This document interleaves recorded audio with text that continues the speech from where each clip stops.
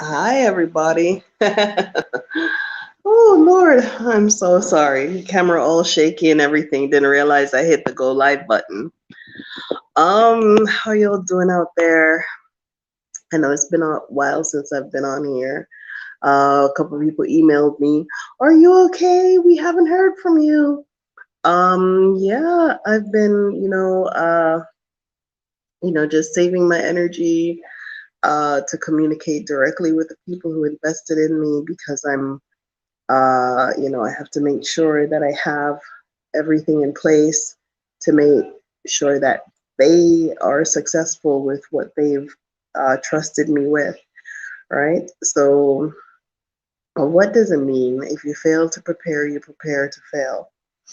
Um, where does that come from? I'm sure it comes from somewhere else, but where it came from in my life, I went to this really, really great, one of the best schools in the Caribbean, if not in the world.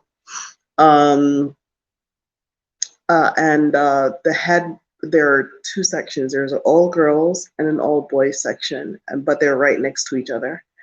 And one of the things that the headmaster of the boys' school was famous for was saying, if you fail to prepare, you prepare to fail.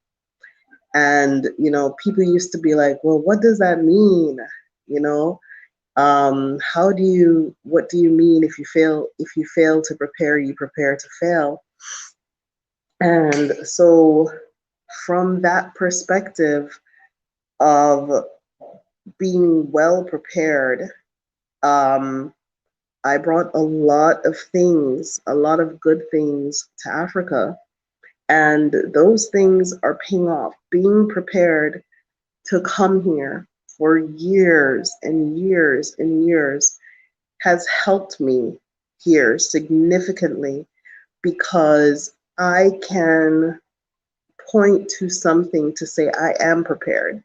I have done the research. I didn't just come up with this idea. I have something that I can offer. So that has helped me significantly. So, whatever it is that is interesting to you, I would suggest that you indulge yourself, indulge your curiosity. It doesn't matter how far fetched or how weird or how crazy, or if the people around you don't get it, or if you don't have any support, or if you don't have any money or anything, because there will be a point in your life where that thing that you're thinking of uh, doing will make perfect sense. Now, it doesn't mean that you are going to go ahead and, start a business all the way through for every idea that you get. No, you can make a presentation. I keep saying this. Find a course in the thing that's interesting to you. I'm sorry, I'm all sunburned. Um, my shingles is just like healing right here, but you can see I am terribly sunburned. Because I was out in the field doing some work for this project that I started. And oh, by the way, we made history. me, this person right here, and the company that we formed here with the investors that entrusted me with their project. We made history on the land of Tanzania. We did that day before yesterday. It was exhausting, but we did it. All right, and I'm not ready to share all of those details, but maybe because hey, Catherine, how are you? Yes, I'm not ready to share all of the details of exactly what history we made. Um, but we did something that has never been done in this country before because we are prepared. Because we are prepared. We prepared ourselves. Lionel, Oh, thank you. Thank you, Linnell. How are you? Linnell, email me. Tell me what's going on. Thank you. Hey, best version. Oh wow, this is glowing. It chippy. It's peeling. I'm coming to the glow. Yes, so it's talking about being prepared, being prepared. That it is okay to indulge yourself in every aspect of your curiosity. Anything that you see, I think the book of Ecclesiastes says that anything that you can do with your hands, do it, commit to it with all of your might, right? And so, what is this thing called curiosity? It's asking questions.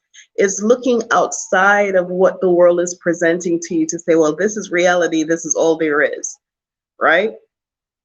And if there's anything that catches your attention, whether that be mining gold or whatever it is that comes up in your mind to say, I wonder what that is. I wonder what that's about. Is there a way that I could do that? Is there a way for me to participate in that at this point in my, you know, I don't know. How can I do that? Don't think about the money in your pocket or the money that you don't have in your bank account or any of that stuff. I mean, I went through some things that if it wasn't for my curiosity and indulging myself with what the future may hold, I would not have made it, because you need that aspect of your life, right? Of something to look forward to.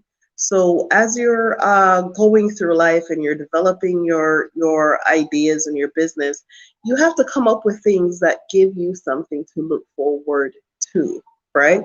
And that is even very important for people who may be stuck or they don't know what to do next. Don't waste all of your time distracting yourself.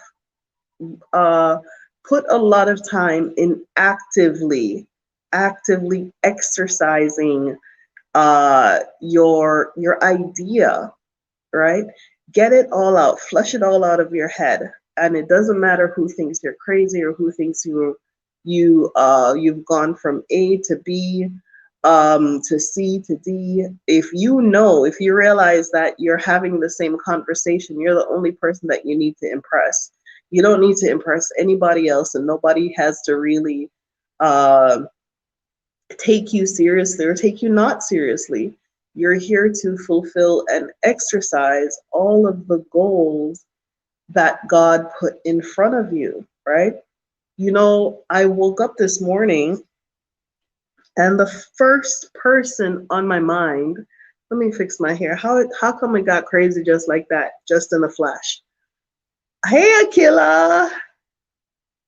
Yes, ponder and research. Yes, girl, ponder and research. Ponder it, write it down, research it, go make a presentation on it, follow it through, know how much it will cost, look if there is a course, see if there is a program that you can learn something from, go find a YouTube channel that can teach you something, expound, exercise that part of your brain that in America is so deeply compressed. Because when you come to Africa, when you come here, that compression is going to be completely released. And if you don't have if the preparedness, if you don't have the I know how to do that, or I have seen it done, or I have a clue or an idea how to do this, if you don't have that, you will miss opportunities. You will leave money on the table. You will not be able to you won't be able to take full advantage. You won't be able to have the conversations with the people who can help you. You won't be able to do or process any of the opportunities that you will find here. So look at the things, indulge it, indulge yourself in the curiosity of your mind, right? I was saying the first thing that the first person on my mind when I woke up this morning was Bob Marley, right? And I think I was like 5 or 6 years old when Bob Marley died. And I remember a lot.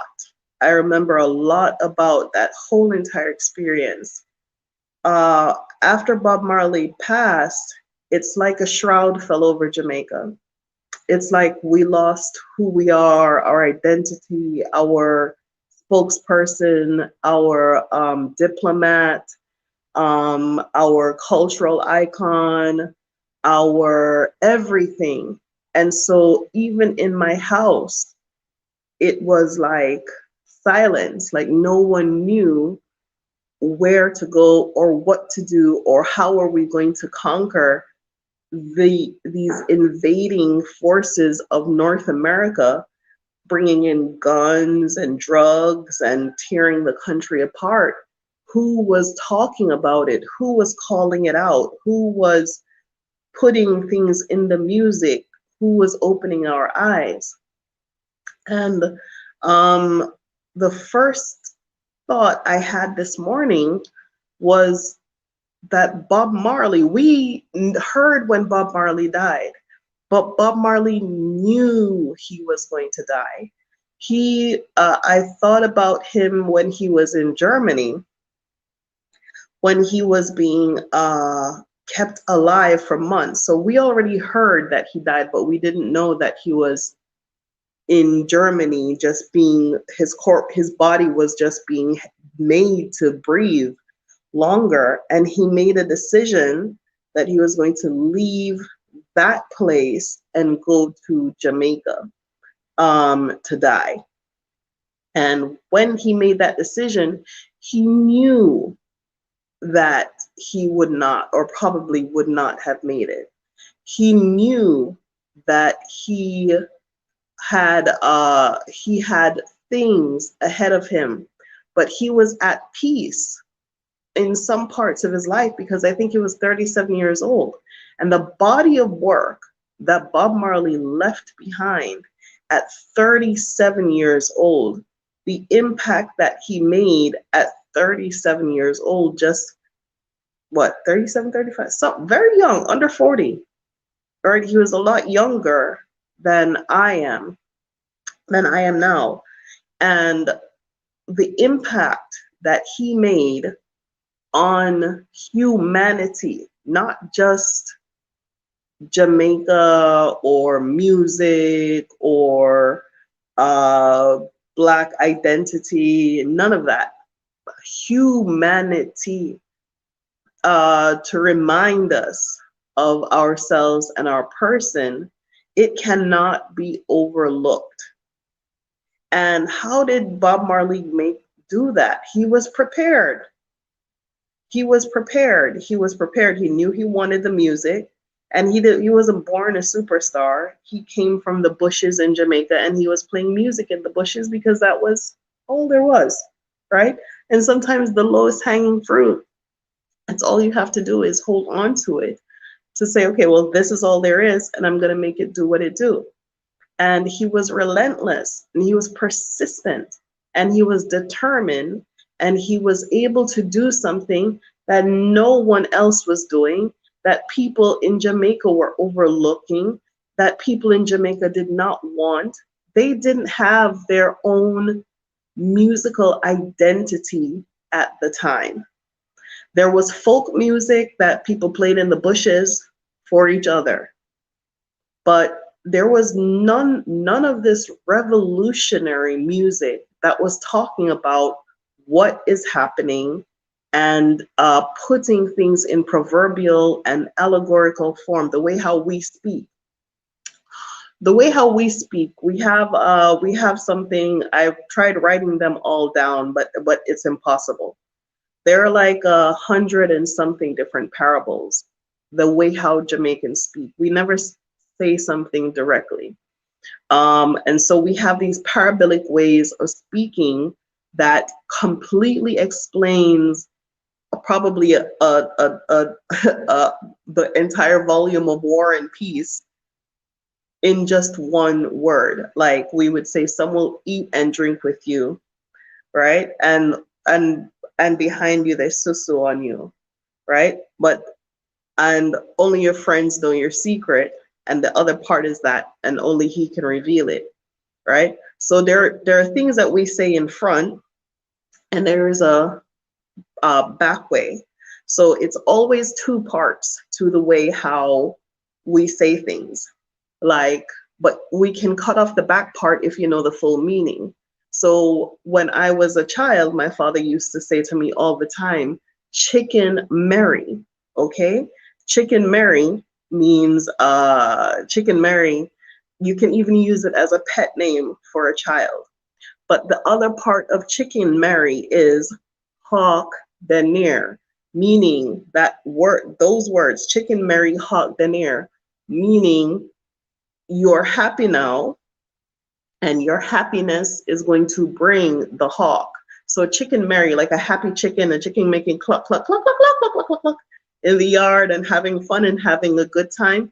It means be careful, be careful. So even when you're having a good time, there's always something there to look out for, right? So chicken Mary, hawk denier.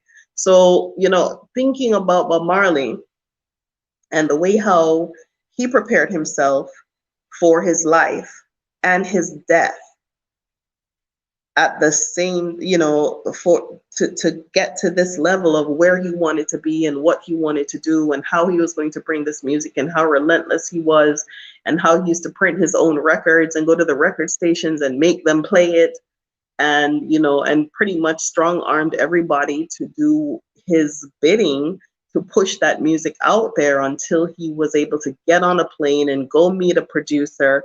But he had this body of work that nobody listened to, but he was making to listen to. He had this new way of music. At the time when Bob Marley came on the scene in the 60s, what we in Jamaica were doing is we were remaking the music that was being put out in the United States, and we were just putting our traditional mento on that, right? And then there were people who were putting out ska music, right? And so ska music was just dancing music. And it was taking a different beat on the United States R&B music, and then just putting it under like I would say putting our parables to musical form. One of the guys who was great at that was a guy called Prince Buster. So he would say, you pick him up, you lick him down, and bounce right back. What a hard man for dead. And you know, that song is like that's something we would say. Okay, they would take work music or yard music and put it to this dun dun dun dun dun dun dun dun. And so that kind of beat and that ska lyrics was just putting a different spin on the American music, but slowing it down to pick up that Jamaican beat, the boom, boom, boom, boom, right? The Jamaican bass, rather. So when Bob Marley came on the scene with with our different kind of music, it was like, what is this? We don't want that. We want dance music. We want to be able to dance, right?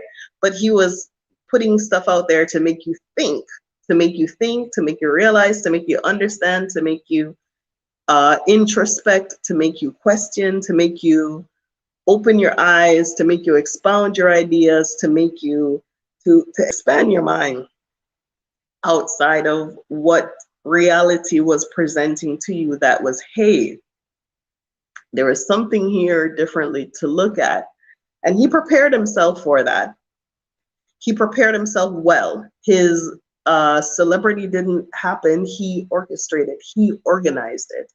His world impact didn't happen. He prepared himself for it, and he organized it, and he surrounded himself with the people who was able to put the things together the way how he needed it to happen in order for the world to hear that kind of music.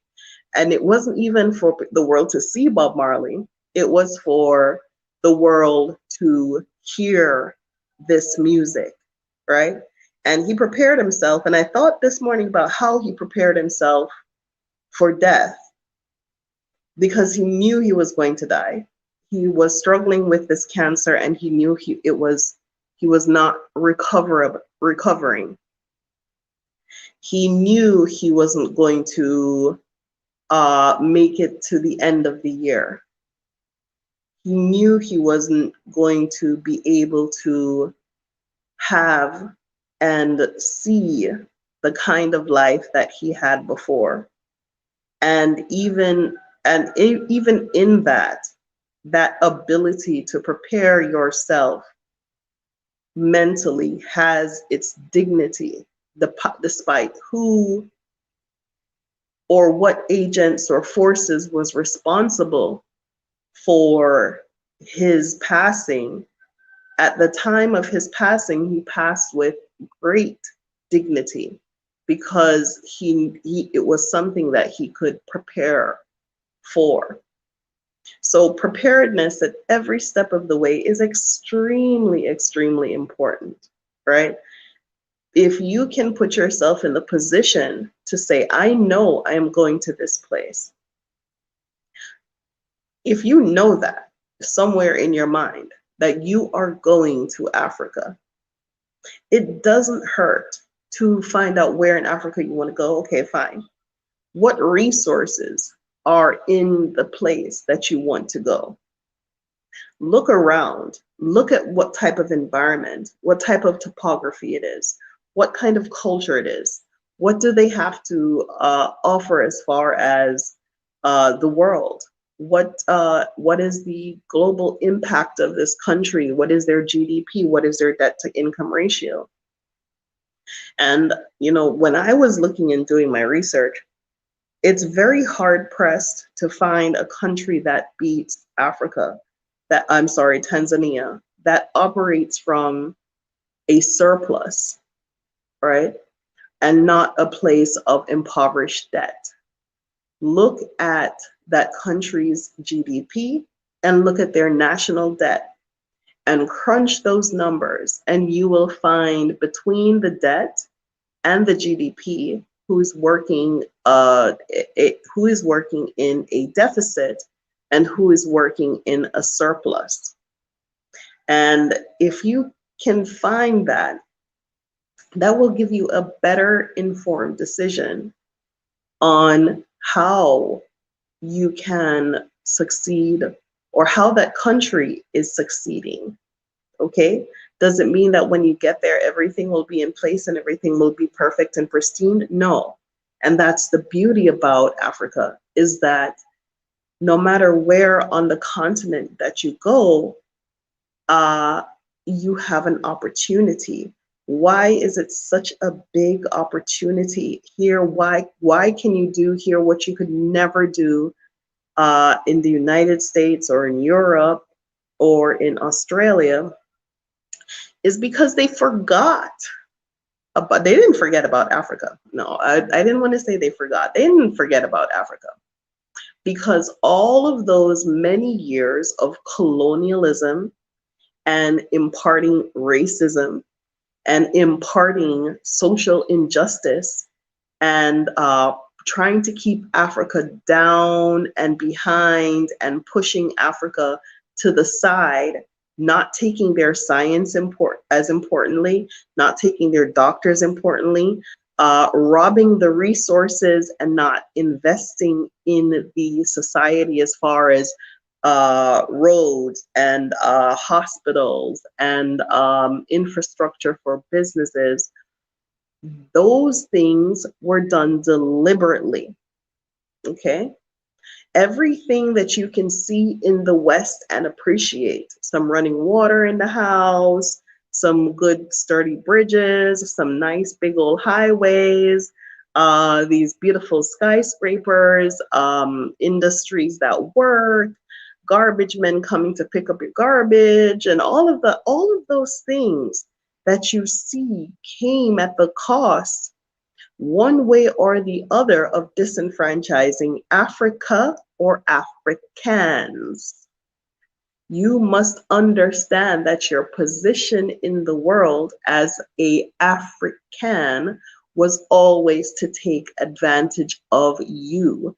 That has been your position in the Western world and on the continent. So what they could not do here, they were doing to you there. So you built those roads. Don't forget, the stock in the American stock market was livestock, and the life was human life, and the human life was Black life. Don't forget that it is the Black life that built all of the financial wealth in the Western world. So what were they doing to Africa in the meantime? I know they were ignoring it. They were taking everything away and all the resources. But this is a new day. This is a new time. Now you got some sense.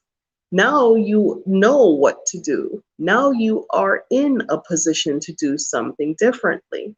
African Americans are the wealthiest Black people on the planet. Did you know that? Compounded together, the total annual sales of just retail, your spending power is like $1.3 trillion. You're an entire nation of powerhouse, right? You're a financial powerhouse, you Black folk, okay? And I've been trying to get y'all to see that on Facebook. I've been trying to convey these ideas to you. But the idea of group economics and being able to trade within your own community in places that do not or are not set up to see you succeed, in places that had all of these redlining, and redlining is a federal policy. And if you don't know what that is, that federal policy was saying Black people cannot buy houses and cannot borrow money to live in certain areas, okay? And if they were doing that to the Black people who were Americans born on their soil, what were they doing to the Africans who are living in Africa when they lend them money? To extrapolate them in debt and to keep them dependent on them, to keep them in a financial position from which they could never come up and compete with them. And that's what these IMF loans are for. I digress. So when you come to the continent and you're like, it's underdeveloped, this is underdeveloped, no, don't complain. Prepare. This is what I'm trying to say to you. Prepare yourself for whatever it is that you can participate in when you come here. Prepare yourself for this new life. It is a different time. It is a completely different time. There are natural resources here. Like I said, a few days ago, we made history, and I can't believe it, but I can believe it. Okay? The part of me that really wanted it can't believe it, and the part of me that was prepared believes it. Okay? And you know, I keep saying, no, I'm not gonna say that. Oh, it's time to get JoJo. Yeah, so I've been on here for 30 whole minutes. I hope that was valuable to somebody. You know, I'm not gonna say what I was gonna say, but I know what the calling on my life is, right? And I knew that the things that were presented to me were not the reality in the West. And I knew where I wanted to go, and I knew what I wanted to do. And I looked around in the environment to see what was here, what's over there. And based on what my research is, I told you I went into researching the gem trade industry. The gem trade is huge. There are many, many, many, many, many different aspects of the gem trade. There are things that you can learn. There are many. If you say, okay, I'm going to focus on one stone only, I'm going to focus on diamonds, period, full stop. Let that guide you to where you're going to get the information, right? Yes, thank you, Catherine. Yes, so let that guide you to where, how, get the knowledge, get the information. Because when you're put in the position to talk to the people of power, you're going to need to have something that backs up what you're saying to put you one step ahead of what everybody else has. And as for me, my mission, my goal, even when I was there, my goal is to take everything I can learn there and bring it to Africa. Everything that's there, I can put whatever it is that I touch, I can make it competitive. I can make wherever I show up, that particular industry, I can make it competitive with the best of them, because it's been too long where Africa is the least. All the raw resources come from here. Don't get that wrong. All of the raw resources. If you like yourself some hot chocolate, hey Rosalind, how are you? If you like yourself some hot chocolate, the source of your cocoa came from somewhere tropical. It didn't come from Hershey, Pennsylvania. That's where it was. The plantation that grows your cocoa comes either from Rwanda or Congo, or from back in the day, Jamaica was a huge cocoa producer. I don't know what happened to it. You know, it comes from somewhere tropical, Peru, Central America. It comes from these environments in the equatorial band, right? Understand the difference between a plantation and a processing plant. You people live where the processing plant is, okay? And if you understand how to process something and and consumer packaged goods, and how to create a factory around the raw material, why not go to where the raw material is available and create the factory there, and make that country competitive with the others who have to buy the raw material, ship the raw material, take it somewhere else, and process it. Why haven't they done that? I can tell you why. They haven't done that. The people who get the raw material out of Africa, they haven't done that because they're holding on to the same steadfast mentality of racism. They are steadfast and deeply steeped in the idea that Africa is beneath them in every possible way. And no, they didn't free the slaves because they felt like it was time to free the slaves. There is always an economic purpose behind that. How can you, the age that slavery built is called the industrial age. And that brought a lot of machines and ideas to do things faster and better and cheaper, okay? But the people who are going to run these new machines would be educated. They would have knowledge. They would have insight. They would have power. How do you put a Black man to have knowledge, insight, and power above a white man? They realized that that was the error in their entire plan and entire project. And so the best thing to do was to release you of your free labor, and then bring in the Europeans and the Germans and the Irish and train them to use the machines, and then make those jobs so obsolete and out of your hands. And that's where you are today, keeping you in a position of beneath someone at all times. So consciously, This is the position that Africa is in as well. So why are we not taking advantage of the fact that they left so much money on the table? We are the source of the raw material. We are the source of the knowledge and the know-how. And this is why Africa presents to you an opportunity that you could never get in the West. Okay? Because their acute racism has put them in a position where they cannot and will not be able to compete with you if you come here and you control the cocoa supply chain. So the only investment they want to invest in is in the plantations, not in the production.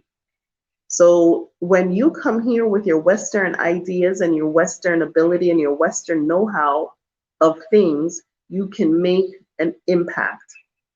So indulge yourself, indulge your ideas, right? Yes, Linnell, see it there? Indulge yourself, indulge your ideas, right? So if y'all want to book a consultation with me, I'm going to put my email address here. But is it 6:07 a.m.? I've been talked too much. Let's see. So I'm going to go ahead and put my email. You can book a consultation with me. If this conversation was of value to you, you are more than welcome to send me a Cash App and a PayPal. Let's see.